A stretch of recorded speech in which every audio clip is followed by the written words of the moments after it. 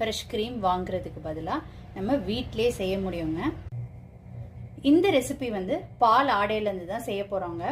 Daily வாங்குற milk வந்து காய்ச்சி ஆற வச்சதுக்கப்புறம் மேலே கிடைக்கிற ஆடையை ஒரு பவுலில் ஸ்டோர் பண்ணிக்கிட்டே வரணுங்க. ஸ்டோர் பண்ணதை ஃப்ரிட்ஜில் வச்சுக்கணும். ஒரு 1 வீக் 10 டேஸ்க்கு அந்த மாதிரி சேர்ந்ததுக்கப்புறம் ஃப்ரெஷ் க்ரீம் ஈஸியாக செய்ய முடியுங்க. இன்னைக்கு உள்ள பால் ஆடையை நான் ஒரு பவுலில் சேர்த்துக்கிறேங்க.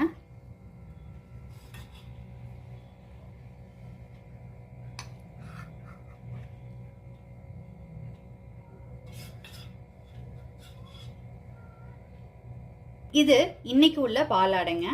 இந்த பாக்ஸில் உள்ள ஆடை வந்து 1 வீக்கா டெய்லியும் எடுத்து ஃப்ரீசரில் ஸ்டோர் பண்ணி வச்சுருந்ததுங்க. எல்லா பால் ஆடையும் ஒரு ஜாரில் சேர்த்துக்கிட்டு இருக்கேங்க. பால் ஆடை வந்து சில்லுன்னு இருக்கணுங்க. 1 வீக்